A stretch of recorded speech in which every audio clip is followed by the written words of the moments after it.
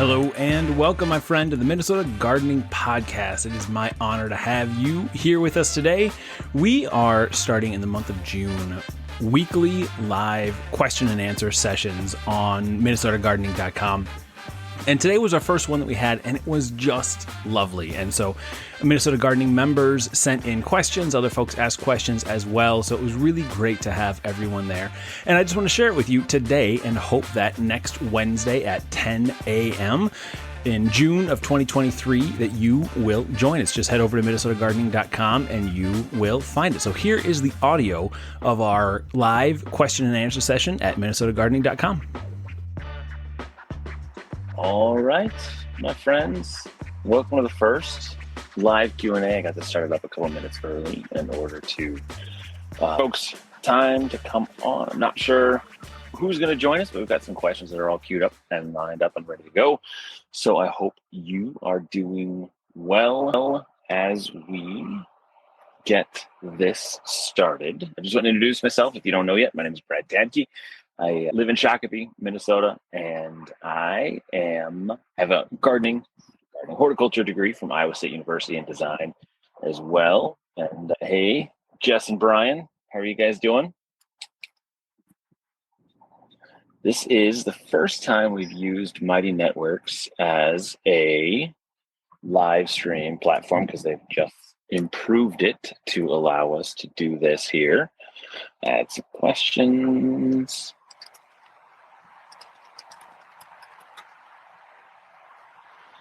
There, and welcome, Grady.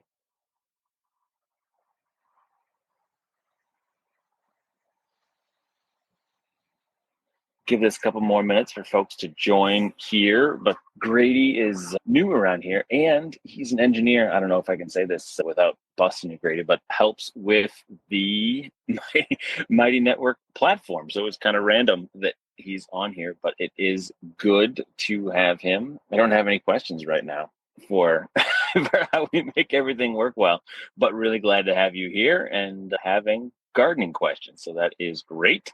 If you guys want to add questions to the chat, we can use those as a way to move things forward. So we'll see how many people show up. This is our first time doing this on a weekday. We have in the past had, for Minnesota Gardening Club members, had evening monthly ones, but they stopped being as well attended. So we're going to try a couple different things. So each week in the month of June here on Wednesdays at 10, we're going to have Q&A sessions on here so people can join if they are available. This also will be recorded, just so you know as well. So we'll post the recording of the live chat. So we will get started there. So Grady sent in question via the messaging. So we'll start there. So let me just make sure this works. I think I'm messing it up the screen share, Grady. Sorry.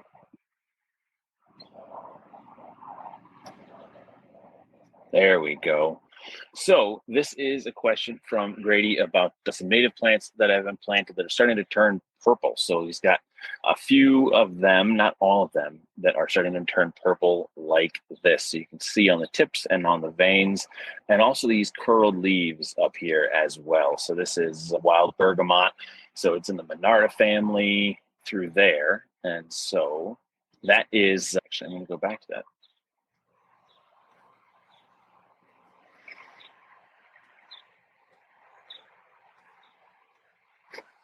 Sorry, as I'm getting used to using this, folks.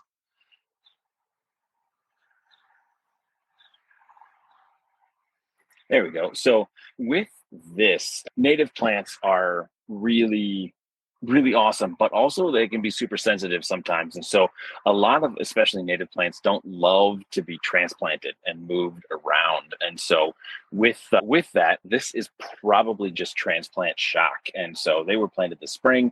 And so a lot of times you'll see in Google results and other things that it is a phosphorus deficiency.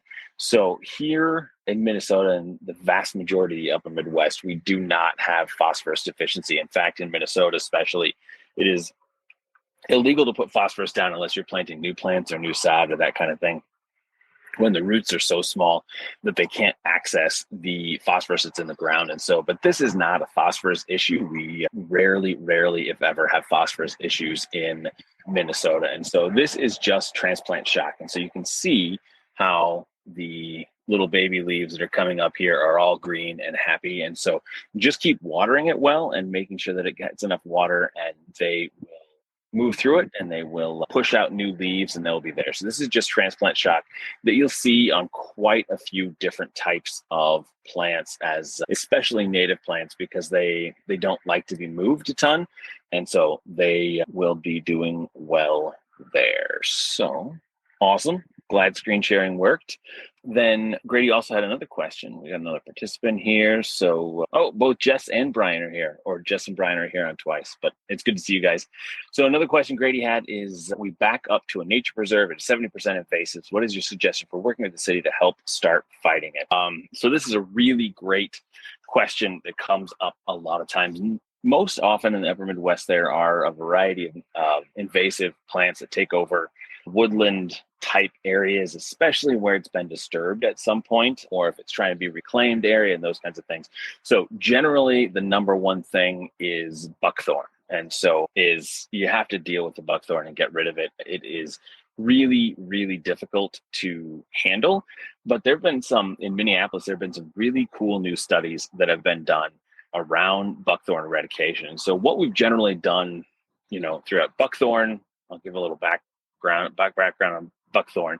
It is an ornamental plant that was brought here from Asia. And so it is a non-native plant that was intentionally brought here because it has some really great qualities to it. So it greens up early. It does some good things that were intended to be great for ornamental plants and those types of things. But since then, it has escaped. And so it is a prolific seeder. Birds eat the seeds, the berries, and they travel all over the place. And so it has spread invasively in a lot of different areas, and it's really hard to kill because it sprouts up from the root system all the time. So it's really difficult to do that. And so historically, in the recent past anyway, what we've been doing with buckthorn is we've been cutting it off at the bottom to get rid of the main plant. So we've been cutting it off the bottom and then treating it with a chemical. Usually Garlon is one of them that we use, and so a variety of other things. You treat the stump so that it kills the whole plant underneath the ground, and then it doesn't just sprout back up through there. And so with that, you have to constantly go at it. And so there's a whole, when you get rid of the canopy there's a whole weed seed bed that's under there. So you will be pulling all of those seedlings that come up into perpetuity. So it takes a long time, decades, in order to get rid of what is there. And so that's the number one thing you need to do. But there have been some really cool studies, some new ways of handling buckthorn that have been tried in Minneapolis over the last 5 years or so that's been working really well. And what they do is, if it's a established just buckthorn shit show type of area, what they've been doing is they cut it off at chest height. And so they take the trees, they cut it off at chest height this time of year, and then they strip all of the leaves off of it. And so it forces the plant to put all of its energy into putting new leaves out on that upper area along the trunk. And so it pushes a new flush of leaves out. And so once that new flush of leaves gets to be 6 to 10 inches long or so, they just strip those back off again. And so constantly keep stripping off. And so what that does is the above ground area on a plant is analogous to the amount of root area that it has below ground. And so with buckthorn, if you are cutting those leaves off, it can't support the full root system anymore. And so after doing this for 3 to 4 years, what you can do is that root system is dead underneath and it won't throw up any more sprouts. And you can just knock that over and pull that plant out of the ground. And so you've got this old established buckthorn plant that you can just pull out of the ground once you kill off all the roots. And so they've been having really good luck. It's interesting to see how that will go into the future. So if you don't want to use chemicals, you can try that as well. And for Grady also asked for chemical treatment. We're super close to water, so I'm not sure if that is a good option for us. Yeah, it's always a discussion that has to happen. But when you treat these, you don't treat a whole area. So when you just cut off the stump, you just paint it on that fresh wound. And so it sucks that in, so it doesn't get around. So chemicals are always something you have to discuss. But that's why this cutting them off taller so that they continue to grow is a really interesting way to start hitting it. And I'll post some articles that have been done about the new buckthorn when we're done here. Good. So Jess and Brian say, we are having a violet invasion in my neighborhood. I can't tell if they're native, and there are 2 color varieties. Are they beneficial? Do they invade and drown out other native plants we have been planting over the last few seasons? Violets don't really cause too much of a problem. So violets, they're advantageous. So if there are bare spots and dry spots in the grass or in your native areas, then they can invade and go in there. It's funny, you can see neighbors, our kids are out playing with the beach ball. So that's, I guess, one of the benefits or attractions. I don't know. You guys let me know if that's annoying or not. But my guess is that's going to be one of the less annoying things about this for folks. But so violets, back to that piece, is there are a couple different kinds of violets, and none of them are actually native to Minnesota. They're all non-native plants, but they do benefit a bunch of different types of pollinators. So they are native to eastern United States is where violets are native. So we don't have a ton of beneficial pollinators and things that go after violets, but bees really do like violets. And so I would leave them there. They have benefits. They will not crowd out other things. They're generally not that aggressive. They don't usually push really, really hard against other natives. And so they're better than a lot of other things that will come in there. So as your native starts to grow and as they start to establish themselves, you can pull them out and make more room for other things. But it's one of the fewer things I would really worry a ton about at this point, especially if you have shady areas. They usually do pretty well in those light, shady areas. But if they are taking over things, you can just pull them. They're pretty easy to pull. So those are there. So thank you for that question. And Brian, just congratulations. They have some new land that has wooded up north. And so it's really exciting to see how that goes. And so just make sure to post pictures in Minnesota Gardening Club when you have a chance. We had some other questions that came in from folks. One of them from Elise is about grasshoppers.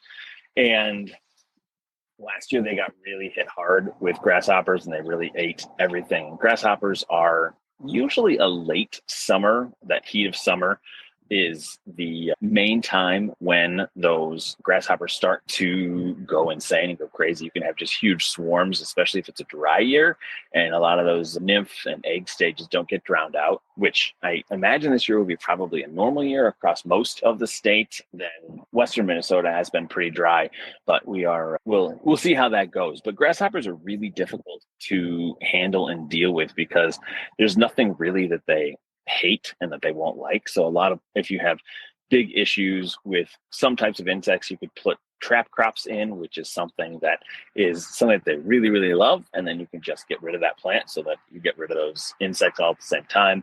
There are also crops you can put in to have things avoid. So a lot of like alliums are often used to help keep different types of plants away, insects away and caterpillars away and those kinds of things off crops that you want to have. So, but grasshoppers, they really don't give a fuck about anything. They just kind of do their thing, and they are really difficult to keep out of areas. So some folks say you can line with tall grasses, but that's not really a really good way of handling it. So the number one thing is, if you have things that you want to save and the grasshoppers are really bad, row covers are the only real way that you can keep them safe and keep them away from things. So wait until they start to get bad and then put row covers on things. So the floating row covers are just a really lightly woven fabric, basically, that you put over the top of things. If you have really delicate plants, you have to put a frame up around it and then put the row cover over that. And we can talk about that in the future if somebody is curious about it. But most of them, plants are strong enough that you can just lay it over the top gently and then put rocks on the side of it to keep it from blowing away and moving around. And that keeps the grasshoppers off of that. But what you need to really make sure that you're thinking about is that if there are things that need insects for pollination. So if you have, that's a good one, like strawberries, if you have different types of berries with blueberries, raspberries, those kinds of things that need to have insects for pollinating. Don't put a row cover over those until you really need it during those times. And so those will help keep the grasshoppers out of there. But there's not really many good ways of doing that. Floating row covers are also really good for like cabbages and brassicas, broccolis, cauliflowers, those kinds of things, because I haven't seen as many this year. I had just a ton of them last year, but cabbage moths are they're little white happy moths, that butterflies that fly around. Technically they are butterflies, not moths. Just decimate anything in the brassica family. That's what they really, really love. And so floating row covers help with those as well. I don't care so much, so I don't usually put them out. My youngest, Isla, she is 12 now, and so that's her job, is to check all the babies for cabbage caterpillars. So those are where they're. So that was a long answer about grasshoppers. Not an absolute ton that you can do about them, but cover them because they are so intense, and so they push really, really hard. But Elise had a different question. Let me go back to it here.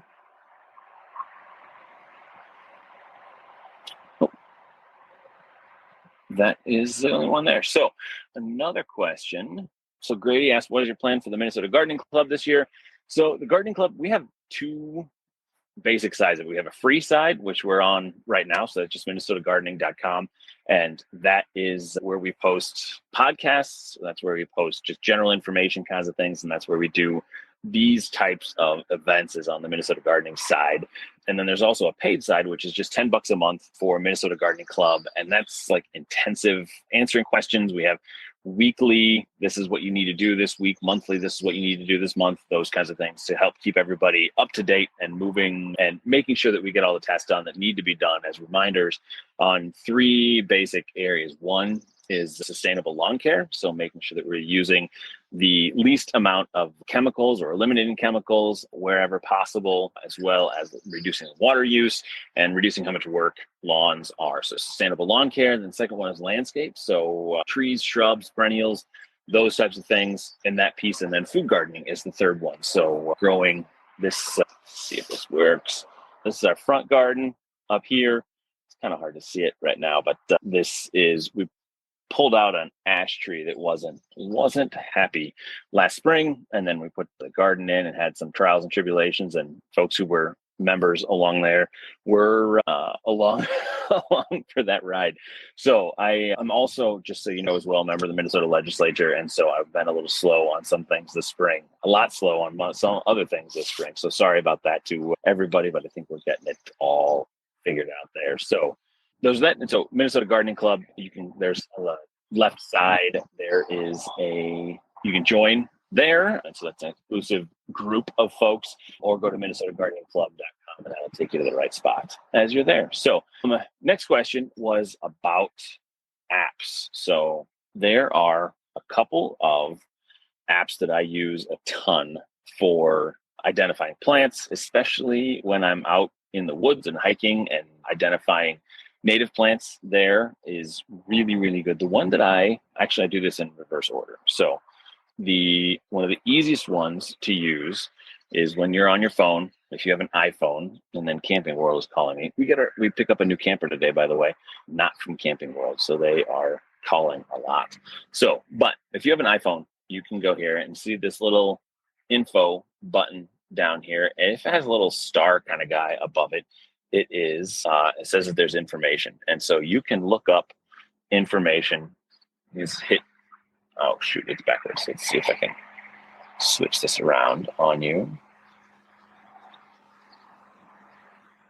There, that should be better. So it says look up plant right there. And if you click that, it will give you the plant. And so this is the magnolia that I'm sitting under. So Leonard Messel magnolia. So it's not perfect, but it's a good thing if you have a picture on there that you want to identify something. Oh, thanks for that, Grady. It's good to have you here. So it's still backward for you. Is that what you're saying? Well, that's annoying, but I think you'll figure it out. The next one is Google. And Google is, that is good to hear. All right, I understand. You can take in Google and it'll go through your photos And let's say this is picture of Dianthus that I took yesterday, and it will bring it up. So this is the number one that I use. Google Lens is really, really good for identifying plants, and then it also takes you to, so this one is pink Dianthus, and it'll take you to give you lots of different websites if you have questions about it and those kinds of things. So Google Lens is another one, and then another straight up plant app that I use a bunch is called PlantNet.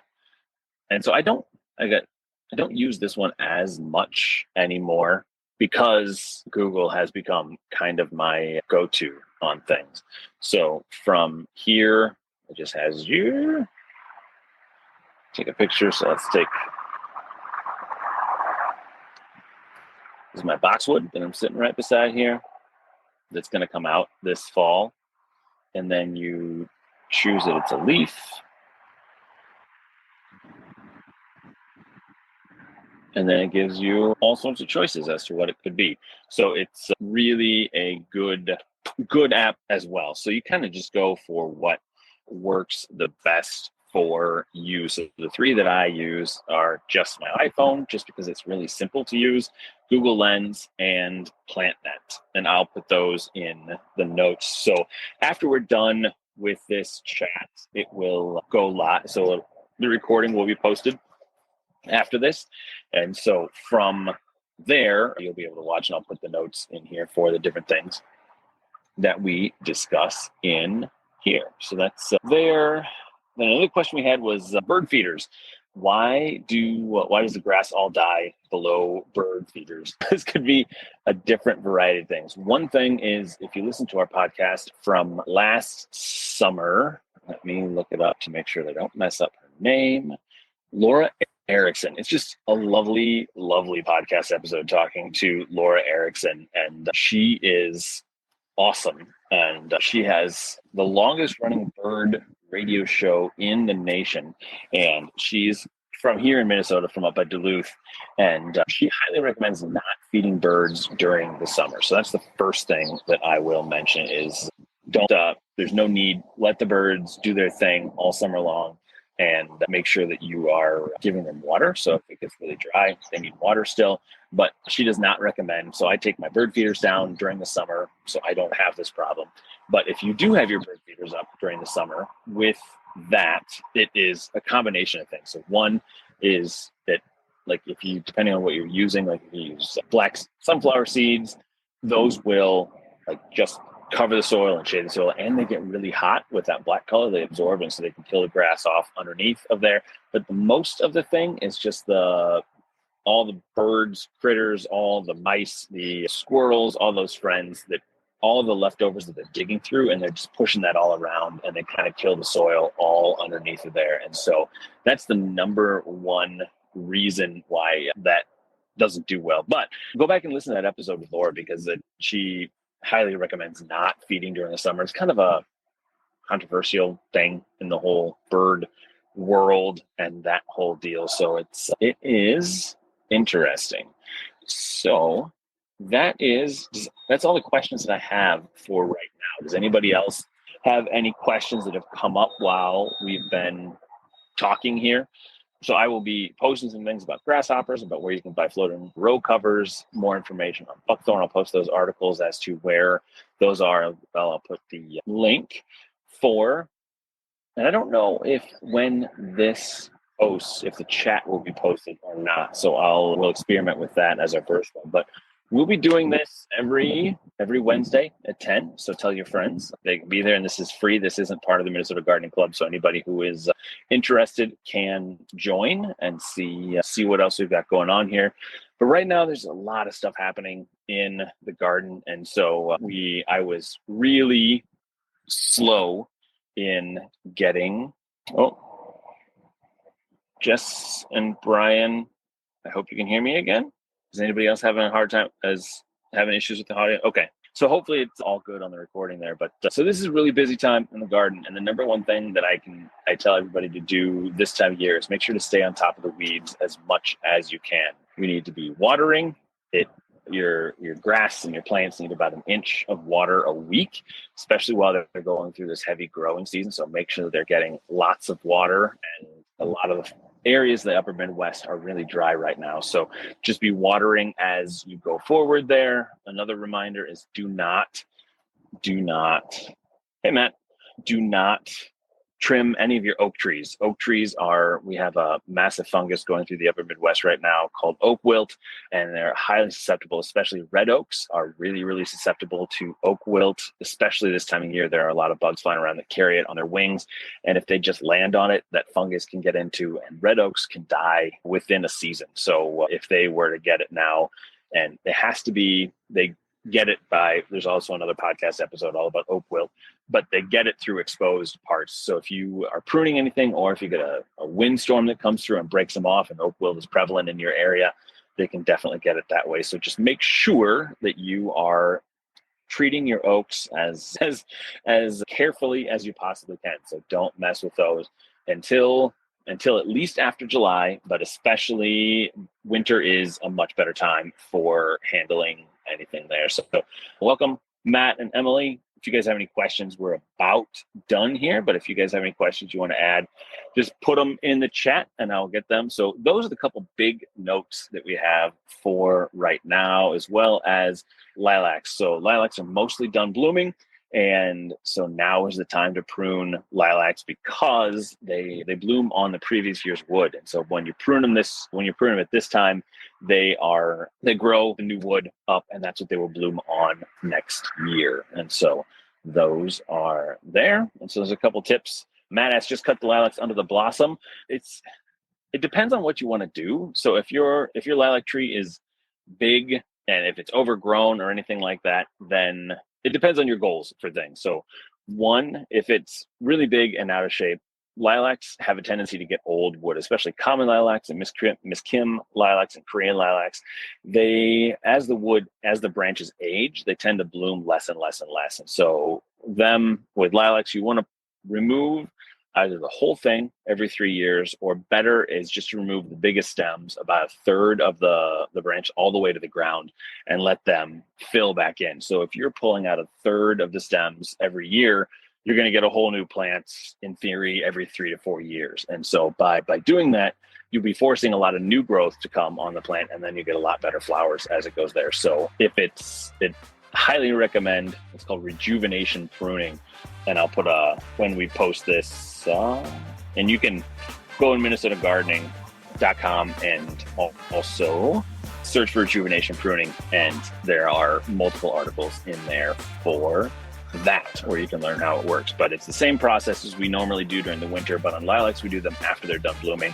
So just cut a third of the big stems down to the ground, and that will force them to grow. So I've got a giant, I don't know if you can see it over here or not, but this guy right here is giant lilac around the corner of the house, and I just pull the 3 biggest stems out each year, and it does well and keeps blooming a ton. So everything's good there. So all right, friends, thank you so much for being here. And if you have any other questions or need anything, let me know and we'll roll from there. But this should be posted by the end of the day. And Grady, great job on the tech stuff, because this worked awesome. So thank you so much. And again, we'll be back next Wednesday.